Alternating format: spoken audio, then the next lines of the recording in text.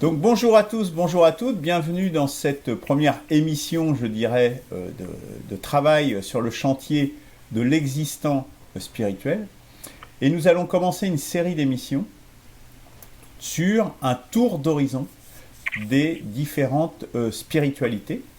Et aujourd'hui, nous allons commencer par le taoïsme, et mes collègues enchaîneront sur les différents types de chrétienté, parce qu'il y a quand même différents courants importants, sur l'islam, sur le bouddhisme, sur l'hindouisme, etc.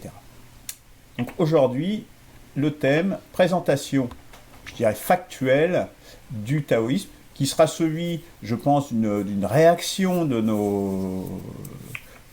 Guillaume et d'Eberhard, sans doute, mais qui, je dirais, n'engagera pas un débat. Le but n'est pas d'avoir un débat, mais on est plus dans une présentation, je dirais, la plus factuelle possible de ce qu'est telle religion, etc. Bon, peut-être quelques questions ou des choses comme ça. Donc je démarre directement, à moins que vous vouliez dire bonjour, messieurs, rapidement. Bonjour à tout le monde. Bonjour à tout le monde. Alors, le taoïsme. Donc, introduction. Donc, j'ai beaucoup tiré du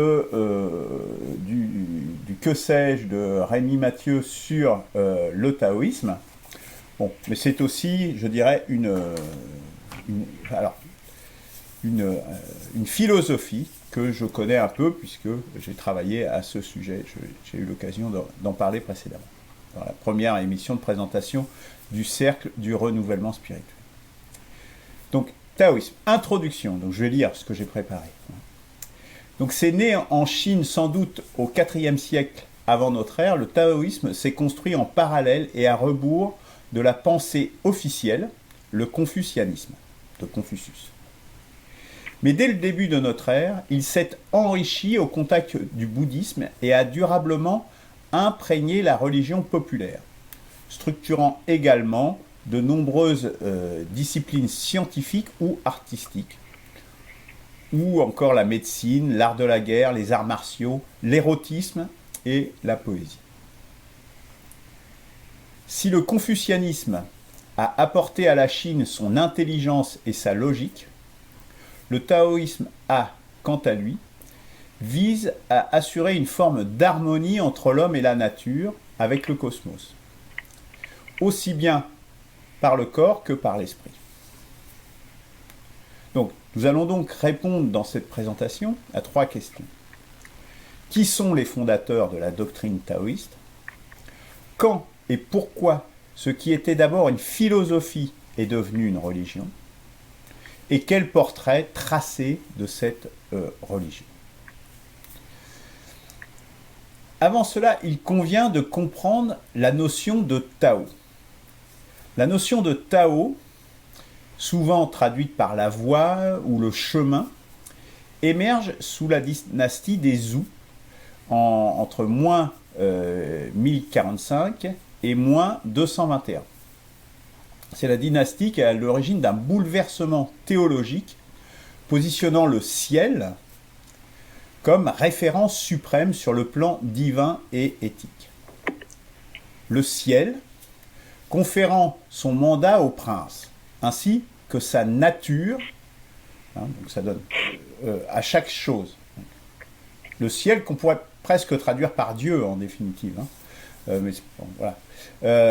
Donne son mandat au prince et aussi dicte la nature de chaque chose, même si la nature au sens occidental du terme, c'est-à-dire en termes de concept, n'existe pas réellement en tant que tel. On le rencontre incidemment, et fréquemment je dirais, mais c'est pas un concept au sens platonicien du terme.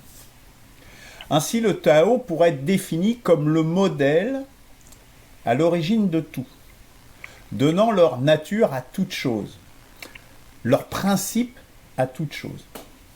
La voie consistant à s'inscrire dans cette nature, à suivre son chemin.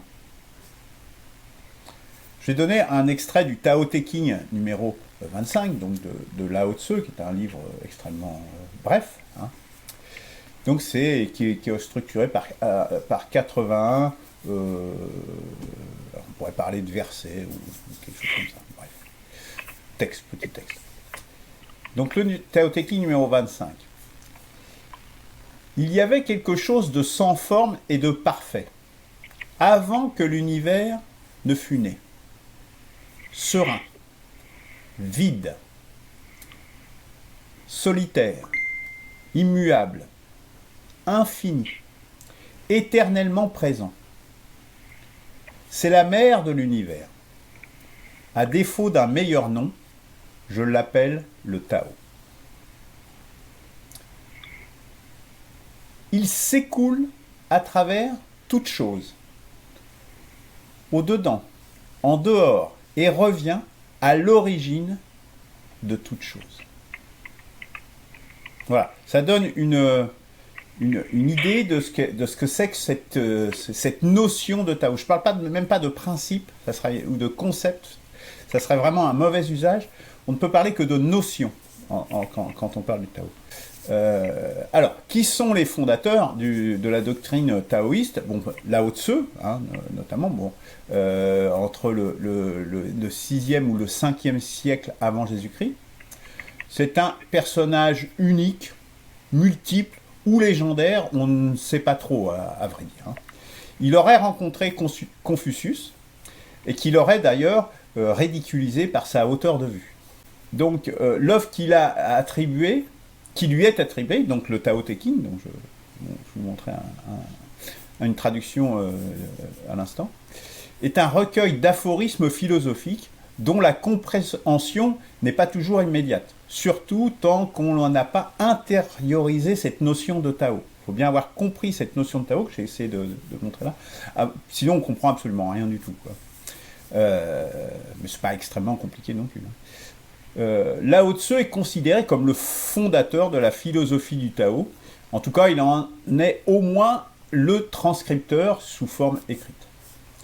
En ce sens, il transgresse les philosophies chinoises qui privilégient l'indétermination, le Tao étant inconnaissable à jamais, avec pour corollaire des notions comme le non-agir, le lâcher-prise, le vide, ou la non-interférence avec l'environnement. On pourrait dire, pour un occidental, l'équivalent, ça serait s'en remettre à la providence. Le Tao y est posé comme le principe à l'origine du monde, posé comme plus ancien que Dieu. Il est la grande mère, s'exprimant en tout, partout et tout le temps, et inconnaissable à jamais. Alors, une interprétation fréquente du Tao est qu'il est l'énergie vitale, le Qi ou le Chi, je sais pas comment on prononce. Alors là, attention, rien n'est plus faux que cela. Le Tao engendre tout, il engendre le vide comme la vie. Je vous rapporte au Tao Te Ching numéro 11. Aussi, il faut se méfier du langage, des mots qui sont réducteurs, donc mensongers, et s'en tenir au réel, à la nature. Le langage est déjà une modélisation du réel. Lao Tzu introduit également implicitement des notions complémentaires et opposées, qu'on appelle le yin et le yang, par exemple la nuit versus le jour. Mais à bien noter que le bien et le mal ne sont pas partie de cette séparation yin et yang. Autre auteur majeur du Tao, Maître Chuang, donc les œuvres de Maître Chuang, que je vous recommande la lecture, c'est truculent, enfin c'est excellent, c'est vraiment extraordinaire. Donc lui également, 4e siècle avant Jésus-Christ, qui développe et illustre le Tao au travers de plein de petites histoires. C'est vraiment un livre truculent, complémentaire du Tao Te Ching. Plus tard est venu Li Tzu, qui lui donne un récit cosmogonique centré sur le vide, sur l'introspection individuelle, et qui met en avant des ermites qu'il nomme des immortels, qui seront héroïsés plus tard. En fait, cette vision de Li Tzu, qui vient après les deux premiers philosophes, je dirais, cette vision du Tao permet la transformation de ce qui était à l'origine une philosophie en un courant religieux. Donc si on fait un peu d'histoire, avant l'arrivée au pouvoir des dynasties Qin puis Han, à partir de moins de 121, dont l'influence perdura jusqu'au XXe siècle, le confucianisme s'impose comme une idéologie officielle, et tout particulièrement celle des élites. Il en résulte une organisation centralisée et structurée de l'empire. C'est à cette époque que les fonctionnaires classificateurs attribueront le nom de taoïsme à ce courant philosophique. Cette idéologie est alors libre de se propager au sein du peuple, notamment autour de pratiques du soin, du corps comme de l'âme, centrée sur l'harmonie de l'homme avec sa nature. À cette époque aussi, la quête de l'immortalité est menée par les empereurs, ou tout du moins de la longue vie. Donc les troubles des souffles, ce qu'ils appellent les souffles entre guillemets, c'est justement l'énergie vitale, le ki, donc qui est recherché, on recherche à exprimer, à soigner ces souffles qui sont recherchés dans les déséquilibres justement entre les notions de yin et de yang qui s'opposent et se complètent. Donc qui est une quête d'artifice en définitive, qui est moquée par les philosophes du Tao eux-mêmes d'ailleurs. Cette période fait passer donc le courant taoïste d'une philosophie à des pratiques magiques puis religieuses. Alors, venons-en justement au courant religieux taoïste. Il y a notamment Zhang Daolin qui fonde la religion taoïste au IIe siècle après Jésus-Christ. On notera que celle-ci contribue à la chute des Han en étant très liée à la révolte des turbans jaunes. Les soins du corps et de l'âme sont mis en avant comme notamment les aspects sexuels où la femme joue un rôle tout à fait central. Au fait du culte au IIIe siècle figurent 3 dieux, dont Lao Tse, qui devient un homme, un saint et un dieu, quelque part, suivi d'innombrables divinités. Il y a aussi un paradis, un enfer et des démons.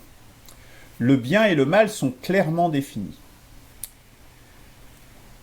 Le livre de l'époque, c'est le classique de la Grande Paix, et on notera d'ailleurs à cette époque l'incorporation de notions comme le salut individuel de l'âme, et même de valeurs confucianisme. On voit bien l'écart avec les origines. On signalera également l'influence d'un grand lettré, Zhehong, auteur du traité de longue vie, très exhaustif, notamment dans le domaine de l'alchimie.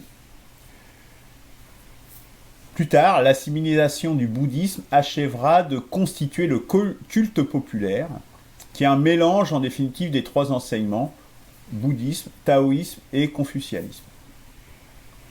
Au VIe siècle, le taoïsme devient religion d'État. Toutefois, comme en Occident avec le christianisme, le taoïsme suit les flux et les reflux des pouvoirs politiques.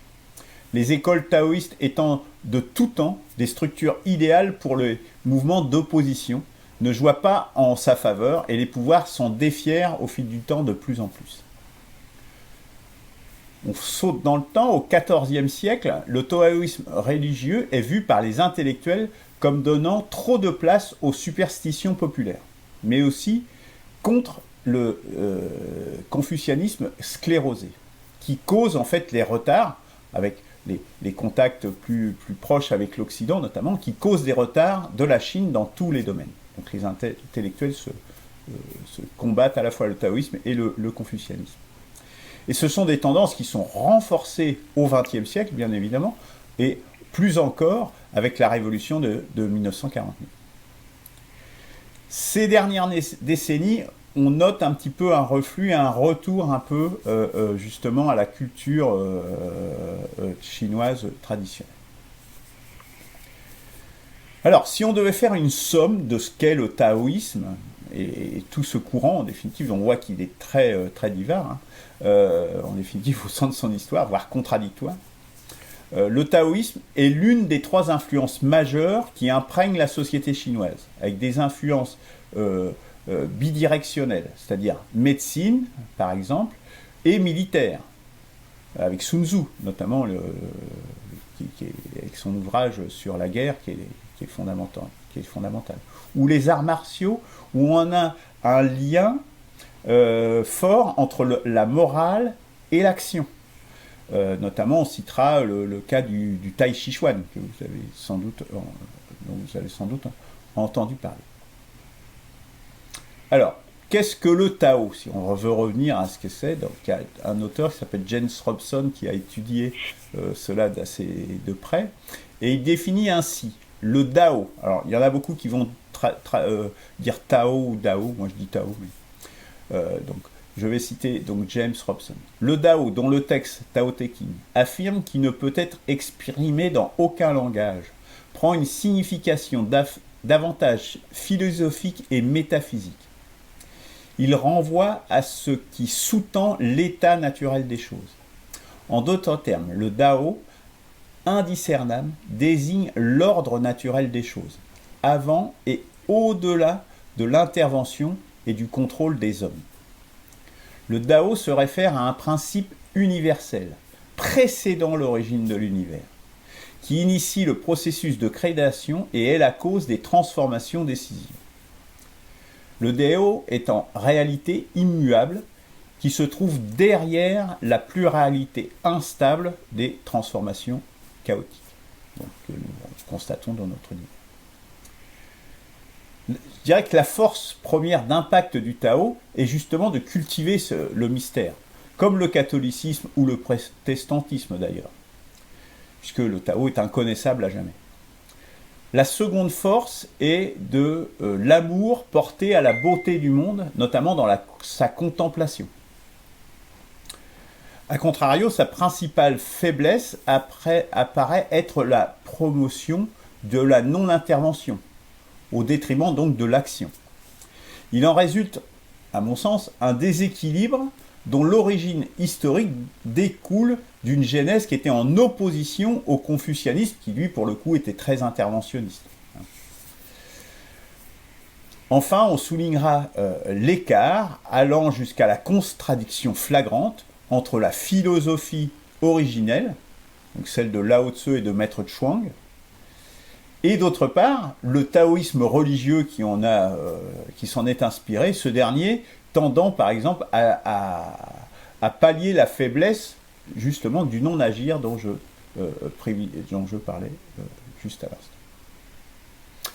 Voilà pour ce tour d'horizon. Je vous remercie de m'avoir écouté. J'espère que ça vous a éclairé sur cette notion du Tao et aussi appris des choses sur son histoire. Alors, qui veut poser une question ou réagir à cette présentation? Eberhard, est-ce que tu veux commencer à dire quelque chose? Oui, parce que ça m'a tout de suite interpellé parce que je remarque beaucoup de configurations que l'on retrouve dans d'autres religions aussi, notamment hindoues. On n'est jamais très loin en fait. Voilà, c'est juste pour dire simplement. D'accord. C'est tout? Ça viendra peut-être ensuite. D'accord. Merci, Eberhard. Toi, Luc, tu as fait mon éducation parce que j'ai entendu, comme certainement beaucoup de personnes, parler du Tao, mais je ne sais pas quasiment du tout ce que c'est. L'idée que je m'en faisais, c'était que c'était plus une spiritualité, enfin plutôt une philosophie d'ailleurs, teintée de spiritualité. Mais voilà, là en tout cas, j'ai beaucoup plus appris grâce à toi. Une remarque qui m'est venue à ta présentation avec l'origine et puis l'histoire, voire la dérive peut-être, d'une spiritualité vers une religion et puis etc., etc. Je me demande si c'est quelque chose, je vais le garder à l'esprit, parce que je me demande si c'est quelque chose qu'on va voir de façon récurrente dans nos travaux en étudiant différentes religions et leur origine. Deux trucs qui m'ont parlé à titre personnel, je ne sais pas si ça peut avoir un intérêt dans nos travaux, mais j'ai noté la contemplation de la nature et la non-intervention, ou qu'est-ce que tu as dit? Tu as dit non-action, qu'est-ce que c'est? Le non-agir Non-agir. Voilà, le non-agir, et en gros, voilà, le laisser faire, le, Laisser faire, voilà. voilà. Ouais. Ok. Euh, Le lâcher oui. prise aussi. Le lâcher prise, voilà. D'accord. Bon, ça c'est juste à titre personnel, ça résonne par rapport à d'autres choses à côté dans mon cheminement. Je sais pas si, pour l'instant c'est assez flou. Donc est-ce que c'est quelque chose qui aura de l'importance dans nos travaux? Je sais pas, mais bon, en tout cas je le note parce que je sais pas, ça me parle. En dehors de ça, je n'ai pas grand-chose à dire parce qu'effectivement, tu n'as fait qu'une présentation et comme moi, je suis ignorant, il y a aucune contestation ni quoi ou qu'est-ce, j'ingurgite de l'information. Voilà. Alors, Et Bora, si tu veux réagir un peu plus? voilà, comme commentaire était un peu simple, parce que j'aime bien d'abord réfléchir avant de dire certaines choses. Ce non-agir, on le retrouve notamment dans le deuxième époque de l'hindouisme, qui est celle plutôt des Upanishads. C'est-à-dire, on est plus dans la méditation, mais on voit aussi, ça m'a beaucoup intéressé, en fait, le non-agir, c'est la première époque en fait du taoïsme. On pourrait dire, c'est en fait disons, c'est le taoïsme, qu'en fait, c'est une sorte de réponse au confucianisme, qui est une religion très familiale, on pourrait dire, où le père est origine de tout. Et donc, on est très dans le concret de la vie avec le confucianisme. Du moins, ce que j'avais déjà lu et écouté à ce sujet-là. Alors, le non-agir, ce serait comme pour les Upanishads, en fait, en Inde aussi. Il y a eu un moment donné, pour contrer les Védas, en fait, qui ont déjà au moins 5-6 000 ans, voilà. Eh bien, on a compris que l'agir dans le fait de faire ses dévotions, de faire ses sacrifices aux différents dieux, eh bien, ça ne nous menait pas très très loin. Et donc, il y a eu donc une réaction de certains intellectuels qui sont passés par le non-agir, et c'est pas loin de la même époque que le Tao.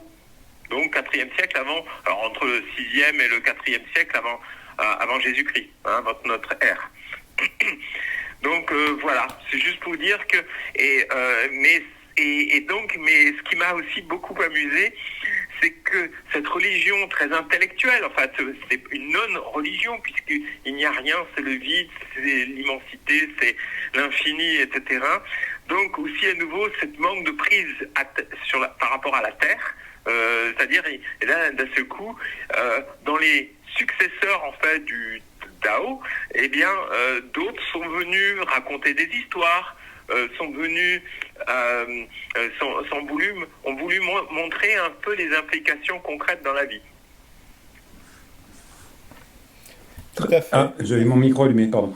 Très intéressant. Luc, j'imagine que tu veux reprendre la parole, mais Oui, après vas-y. l'intervention Moi, je Et ben- conclurai après, c'est pas grave. Voilà. Oui, je me rappelle aussi de deux choses que j'avais oublié de noter en écoutant ta présentation, Luc, et Eberhard vient de m'y refaire penser. Alors, tu dis que le Tao est inconnaissable, et donc tu parles de mystère, qui se retrouve aussi dans d'autres religions, comme tu l'as rappelé. Et, et je fais le lien avec la dérive éventuelle dont je parlais tout à l'heure, d'une spiritualité vers une religion. Et, enfin, dérive, je ne sais pas si c'est le terme, mais bon.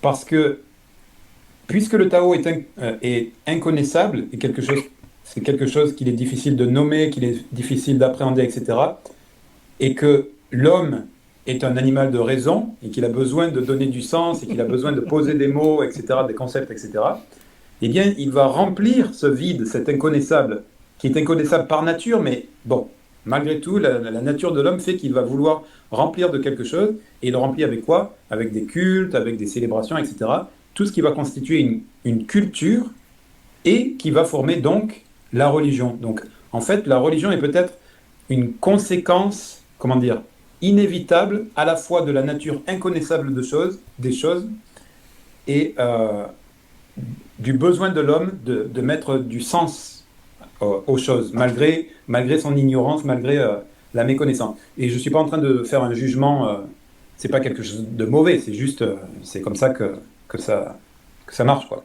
Donc je trouve que c'était C'est intéressant, oui, vos interventions tous les deux. Déborah, tu veux... Bon, tout est dit déjà. Enfin, tout est dit. l'essentiel. Maintenant, il faudrait connaître un petit peu plus. Moi, Simone, elle a lu aussi le Tao et elle s'en est inspirée aussi. Bon, voilà, c'est tout pour vous dire que Simone Veil, la philosophe, je précise. évidemment. Et donc, voilà. Alors, on reste méditatif devant certaines choses. On se dit, voilà. Mais ça peut pas nourrir le peuple qui a besoin qu'on lui raconte des histoires, quoi. Ou du moins, il peut être certaines idées qui sortent du Tao, elles peuvent seulement être dites dans un premier temps, puis on veut en trouver des choses concrètes pour la vie de tous les jours, et ensuite, s'il y a une éducation, s'il y a une conscience qui grimpe, même quand on est parti d'en bas, on peut vouloir en savoir plus. Et c'est seulement après qu'on se documente. Merci beaucoup, Eberhard. Désolé, Luc, je suis très bavard, moi aussi, ce soir. Mais du coup, ce que Eberhard vient de dire, qui est un peu l'écho de ce que je disais, c'est-à-dire qu'il faut remplir ce mystère, euh, et Eberhard complète en disant qu'il faut quand même de la nourriture intellectuelle, apporter de la matière au peuple, enfin, je veux dire, à nous tous, en réalité. Euh, je me demande, enfin, du coup, ça me fait revenir à ma première interrogation sur la non-intervention et notamment la contemplation de la nature. Parce que par nature, on ne peut pas se contenter du mystère, même si ça nous attire, et on veut y mettre quelque chose, notamment, comme tu disais, Eberhard, du concret pour la vie de tous les jours, ce qui est tout à fait normal, parce qu'une spiritualité doit apporter quelque chose dans le quotidien, normalement. Et donc, du coup, on essaie de remplir par... tout à l'heure, Luc parlait aussi d'artifice. Bon, je ne sais pas si c'est vraiment le terme bien employé, parce que tu disais qu'il y avait notamment des pratiques euh, médicales, religieuses, etc. Donc tout ça, c'est du concret pour la vie de tous les jours. Et, mais du coup, j'en reviens à cette contemplation de la nature et ce non-agir. Est-ce qu'on comprend bien ce que ça veut dire non-agir? Est-ce que ça veut véritablement dire ne rien faire? Ou est-ce que ça veut dire autre chose de plus... Et là, j'en finis là et je te redonne la parole, Luc. Alors, je vais rebondir sur le non-agir. Ça ne veut pas dire ne rien faire. Ça veut dire faire son travail, ce qu'il dit, hein, il y a des citations, faire son travail, et puis après, laisser les choses se dérouler.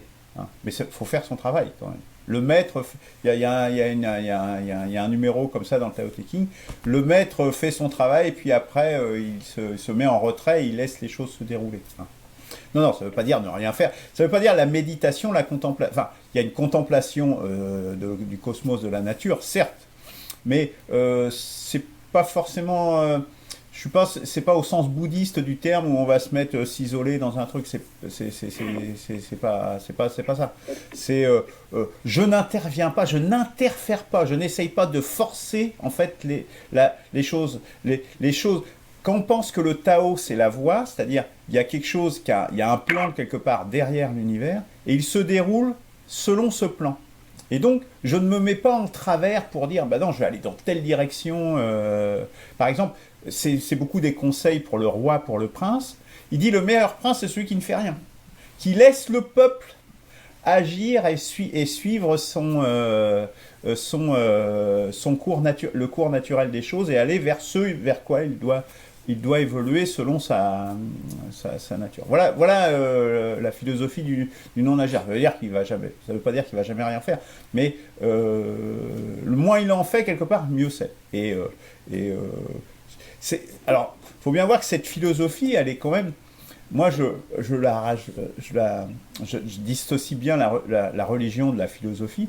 La philosophie est un peu une concurrente du confucianisme. La philosophie, en fond, ça s'adresse à des maîtres, ça s'adresse aux rois, ça s'adresse aux nobles aussi, hein, quand même, faut pas oublier. C'est un peu Alors, je vais forcer le trait pour être un petit peu. Ça va être un. C'était deux cabinets de conseil aujourd'hui, si vous voulez. Il y a le cabinet de conseil confucianiste et puis il y a le cabinet de conseil taoïste. Puis chacun, ils vendent leur facette. Voilà, c'est un peu forcé le trait, c'est un peu exagéré. Mais il y a un peu de ça, malgré tout. Hein. Il y a un peu de ça. Je pense qu'il ne faut pas le désincarner non plus complètement, quoi. Alors. Pour revenir à ce que vous disiez sur le fait que c'était une philosophie à la base qui est devenue une religion, complètement, ça a été, eux, ils ne le pensaient pas comme une religion. Et ils voyaient bien, justement, quand on s'écarte du Tao, on tombe dans le rite et on tombe dans la religion. C'est même écrit dans le Tao Te Ching. On tombe dans la religion, c'est-à-dire, lui, pour eux, la religion, c'est bas, quoi, c'est vide. Et donc oui, pour les philosophes du Tao, c'est vraiment une dérive. Et à tel point que la légende dit que c'est des modèles, qu'il faut être en relation directe avec le réel, et que les mots déjà trompent. Et que la légende dit qu'il a fallu forcer Lao Tse pour qu'il écrive ça déjà, parce qu'il ne voulait pas l'écrire. Parce que justement, il disait les mots mentent. Hein, c'est déjà... alors après, est-ce que... La question que vous posez, qui est très intéressante, c'est est-ce que ce remplissage du vide est indispensable? Moi, je pense qu'il est de toute évidence indispensable, puisque c'est ce qui se produit historiquement. Et donc, même si on suit la voie des principes des philosophes du Tao, on constate que c'est ce qui se produit. Donc c'est que si tu laisses les choses agir dans cette direction, les gens ont besoin de concrétiser les choses. Et donc ça veut dire que, enfin, dans mon sens, dans la philosophie du Tao, justement, c'est cette partie d'énergie vitale qui manque énormément. Les notions de bien et de mal, par exemple, elles existent, mais elles ne sont pas définies. On ne sait pas d'où elles viennent. Ils citent le bien, le mal, etc. Mais ce n'est pas défini. On ne sait pas ce que c'est. On suppose que c'est su, quoi, mais c'est jamais dit, bah, le bien c'est ça, le mal c'est ça, par exemple. Donc il y a, je pense, ce manque vraiment dans le Tao philosophique originel qui a été comblé par les différents taoïsmes. Même dans les religions, il y a des trucs qui s'opposent complètement, justement sur cette interprétation de l'énergie vitale, où dans un cas, on allait intervenir énormément en donnant du mercure à manger de l'or, etc., enfin à empoisonner des gens, parce qu'il y a une époque comme ça quand même, justement pour prendre soin des personnes, pour prendre soin du corps, parce que les gens ont besoin aussi de quelque chose qui se matérialise.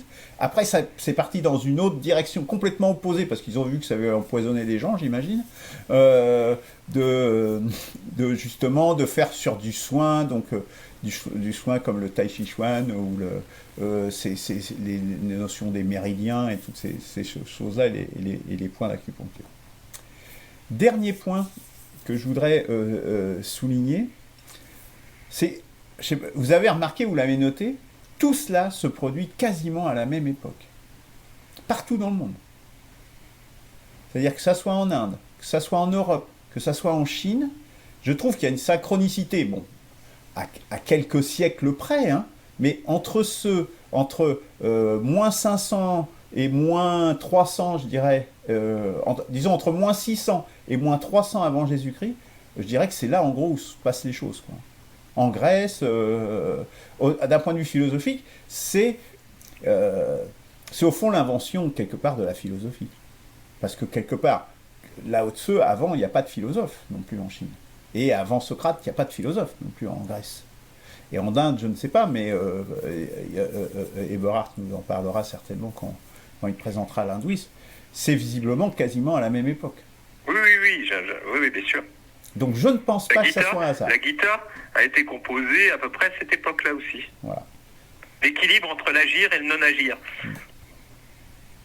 Donc je ne pense pas que ça soit un hasard. Et il faut bien se rendre compte que ce qui est important, c'est que cette invention de la philosophie, selon Léo Strauss, correspond à l'invention de la notion de nature, justement, qui n'a été conceptualisée, justement, par les philosophes grecs.